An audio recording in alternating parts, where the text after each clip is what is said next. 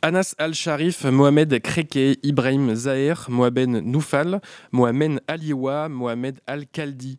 Ce sont les noms des 6 journalistes palestiniens tués dans la bande de Gaza par l'armée israélienne dimanche 10 et lundi 11 août. En une nuit, Israël a tué l'intégralité des reporters employés par la chaîne Al Jazeera présents dans la ville de Gaza. Alors que le plan d'annexion de Benyamin Netanyahou s'accélère, Tel Aviv coupe les derniers relais d'information dans l'enclave palestinienne ravagée par le génocide. Pierre Barban, c'est journaliste, grand reporter à la rubrique internationale, spécialiste notamment du Moyen-Orient et du Proche-Orient. Est-ce que tu peux nous parler un peu de ces journalistes? Je pense notamment à Anas Al-Sharif, donc c'est un correspondant âgé de 28 ans. C'était un des visages les plus connus parmi les derniers journalistes à documenter le génocide. Est-ce que tu peux un peu nous parler de son travail et du travail des journalistes qui ont été tués dimanche et lundi? Écoute, en fait, ce qui se passe, c'est que depuis le 7 octobre 2023, Israël empêche la presse internationale d'entrer dans la bande de Gaza. Et donc, ce qui s'est produit en réalité, c'est qu'un certain nombre de jeunes Palestiniens qui commençaient, non pas une carrière, mais qui faisaient de l'image ou qui commençaient à s'intéresser au journalisme, en fait, ont été tout de suite jetés dans le grand bain d'une certaine manière, puisque grâce à eux, le monde entier peut savoir ce qui se passe dans la bande de Gaza et les massacres commis, le génocide qui est en cours. Je rappelle que sans eux, il n'y aurait aucune image et aucun témoignage de ce qui se passe depuis plus de 20 mois maintenant. Alors, Anas Al-Sharif travaillait pour la chaîne qatari Al Jazeera. Et en fait, en réalité, il a vraiment commencé son travail à ce moment-là avec un grand professionnalisme, je crois qu'il faut le dire. Il n'est pas le seul, puisque malheureusement, plus de 200 journalistes ont été tués depuis le début de la guerre en octobre 2023. Plus de 200 journalistes, c'est-à-dire qu'en gros, il y a eu plus de journalistes tués dans cette période qu'il n'y en a eu pendant la Première Guerre mondiale, la Seconde Guerre mondiale, la guerre de Corée et encore, je pourrais aussi citer la guerre de sécession aux États-Unis.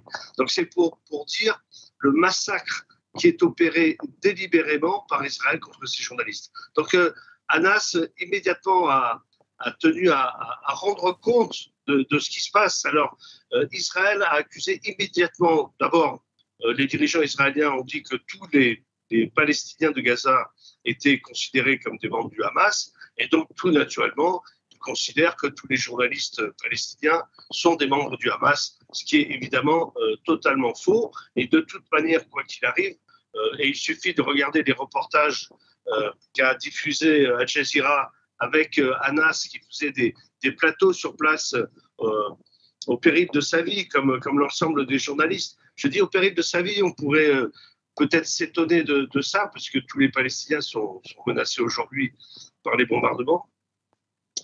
Mais les journalistes palestiniens doivent en plus se déplacer pour arriver à rendre compte et informer réellement de ce qui se passe, ce qui les met deux fois plus en danger. Et donc, encore une fois, ce grand professionnalisme de Anas et de ses consoeurs et de ses confrères montre qu'ils ont pris ce métier comme une réalité, non pas comme un outil de propagande, comme voudrait le faire croire Israël, mais au contraire comme une façon d'ouvrir une fenêtre pour le monde, de savoir exactement ce qui se passe à Gaza. C'est vrai que tu disais que c'était au péril de leur vie. Je me rappelle notamment d'une image de Anas Al-Sharif qui, au moment d'un cessez-le-feu prononcé, il enlève son casque, il enlève son gilet et il se fait applaudir, etc. Donc c'est vrai que c'est vraiment au péril de sa vie. Je reviens un peu, tu disais qu'il y a plus de 200 journalistes qui ont été tués. Donc ça, c'est selon la Fédération internationale des journalistes et Reporters sans frontières. Il y a un autre compte de la plateforme Stop Murdering Journalists qui compte 298 reporters. Tu le disais, l'armée israélienne cible délibérément les journalistes. Pourquoi? La question est peut-être un peu naïve, mais pourquoi? Tu peux nous expliquer? D'abord, il faut savoir que ce n'est pas nouveau.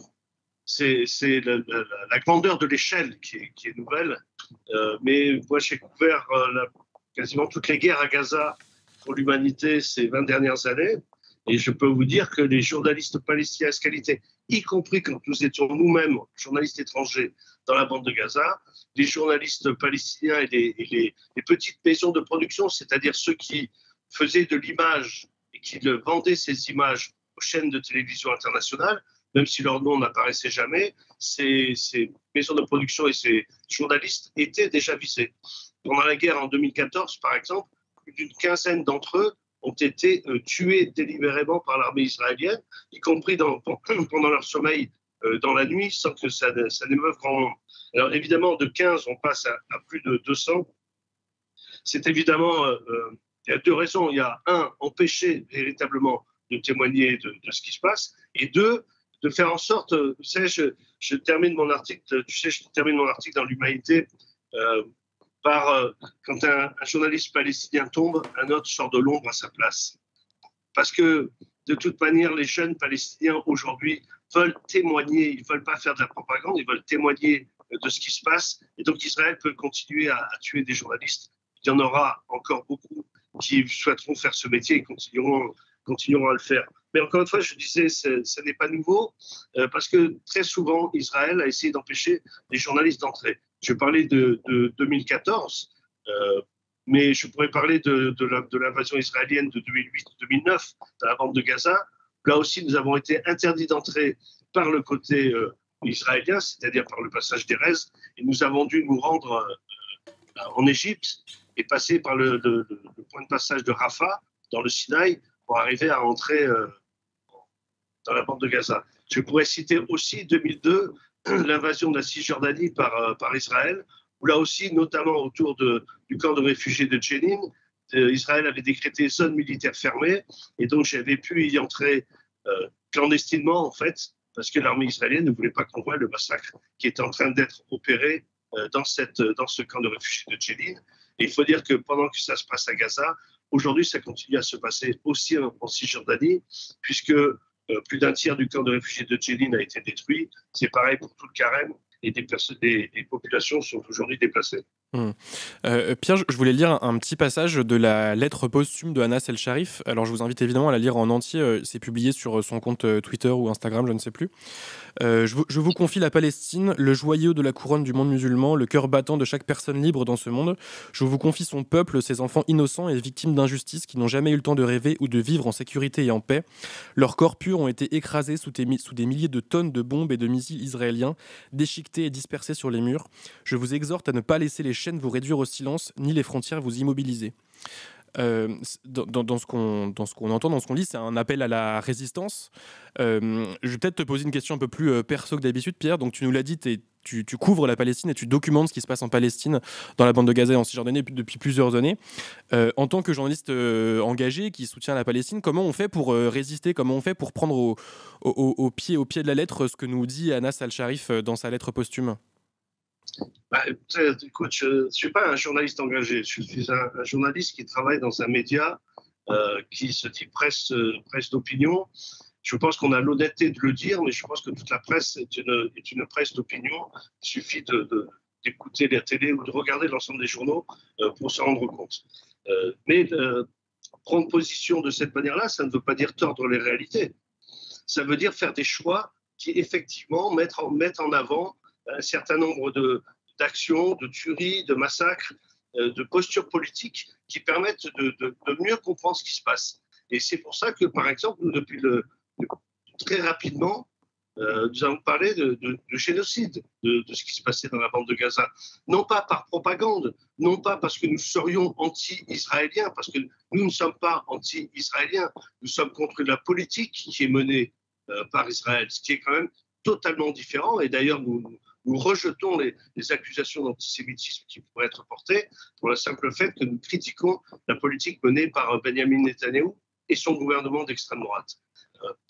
Mais il faut comprendre qu'un journaliste palestinien aujourd'hui, vous savez, l'expérience des journalistes dans le monde, c'est que par exemple, quand on accompagne un groupe armé quelque part, pas simplement en Palestine, que ce soit en Syrie, que ce soit dans un autre pays, il y a une espèce d'empathie qui se passe obligatoirement. Ça, c'est pour le journaliste. Nous sommes des journalistes, mais nous sommes aussi des êtres humains et nous sommes aussi des citoyens. Donc tout ça doit rentrer en ligne de compte. L'information, c'est une matière humaine. Ce n'est pas quelque chose qui serait statique et neutre. Ça n'existe pas. Ce qui existe, c'est la réalité de l'information et de la manière de concevoir et de comprendre cette information qui, au fur et à mesure, devient comme un jeu de pâte à modeler ou comme un mécano. Suivant comment on agence ce qui se passe, on aura une figure ou on en aura une autre. Et c'est pour ça qu'il faut préserver ce pluralisme de la presse pour arriver à beaucoup mieux comprendre ce qui se passe. Et c'est pas toujours évident. Et donc, ces jeunes journalistes palestiniens, pour dire la lettre de Hamas, sont totalement révoltés parce que, contrairement à nous, journalistes étrangers, quand ils couvrent ce qui se passe à Gaza, ils ne couvrent pas ça de l'extérieur, en quelque sorte. Ils couvrent ça parce que ce qui se passe, c'est leur propre vie. C'est l'avenir de leur famille, c'est l'avenir de leurs enfants, c'est l'avenir de leur terre. Donc déjà, le rapport à ce qui se passe est évidemment différent. Bien, on peut le voir quand il se passe quelque chose, par exemple en France. La manière dont les journalistes français vont traiter le sujet n'a presque rien à voir avec la manière dont les journalistes britanniques, espagnols, italiens ou allemands vont le couvrir, parce qu'ils ne sont pas touchés de la même manière. C'est aussi ce qui fait une qualité de l'information et une humanisation de l'information. Il n'y a rien là-dedans qui relève d'une manipulation ou d'une façon de tordre l'information.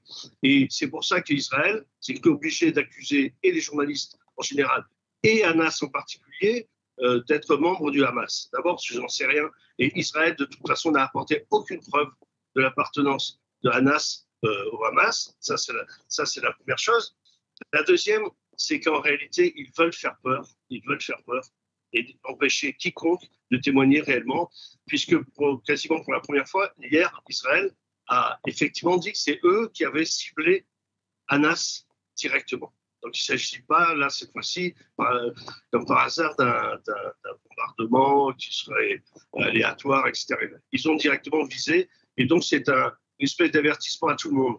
C'est absolument scandaleux, dégueulasse. Et moi, je regrette que dimanche, lors de la conférence de presse qu'a tenue Benjamin Netanyahou, alors qu'au quasiment au même moment où il parlait des fake news, son aviation se préparait à aller tuer Hamas et 5 autres de nos confrères palestiniens, et qu'aucun journaliste présent se soit levé, ne soit parti et laissé Benjamin Netanyahou parler comme ça. Je crois que quand on parlait de la humanisation de l'information, je crois que les journalistes aussi doivent prendre leurs responsabilités, ils doivent se comporter comme ils le doivent aujourd'hui. On ne peut plus accepter que plus de 200 journalistes palestiniens aient été tués comme ça, de cette manière.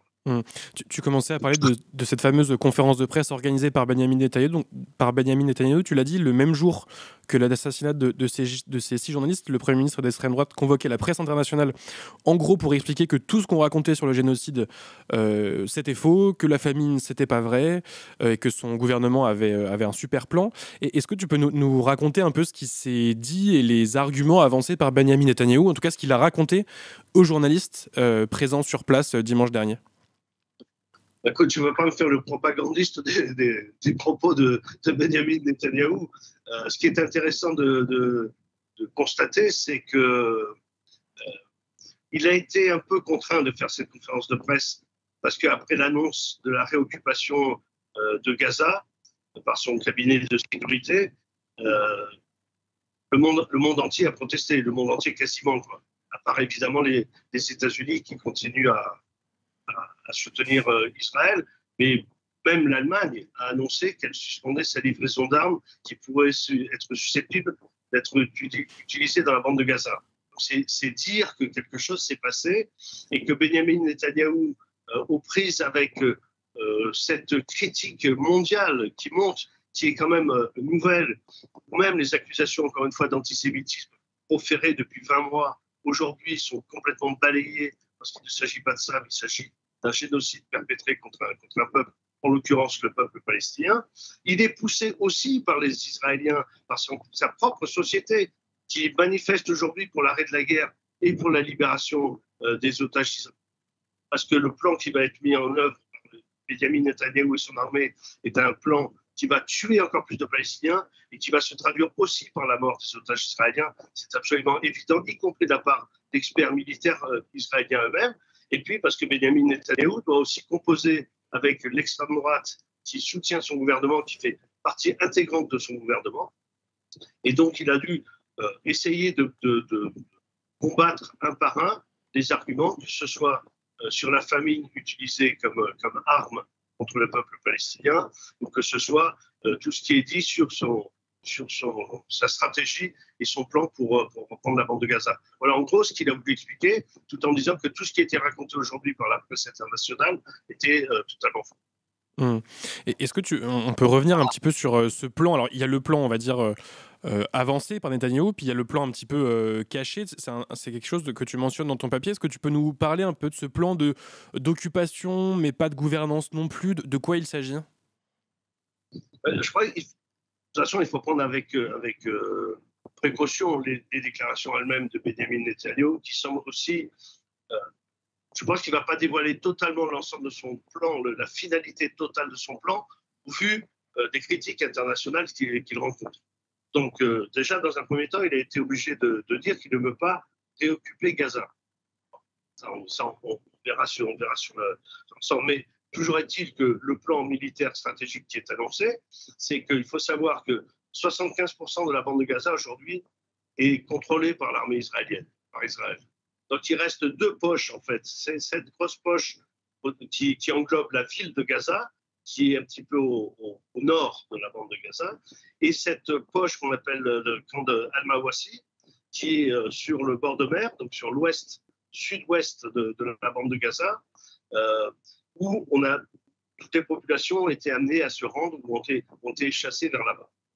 Donc ce que dit Netanyahou, en gros, c'est presque une stratégie de nassage, comme dirait la police française pour les manifestations dans notre pays, c'est-à-dire de faire en sorte que tout le monde soit regroupé au même endroit, soi-disant faire un nettoyage dans la ville de Gaza, parce que ça va être la première étape, et faire en sorte que toute la population soit concentrée dans un endroit.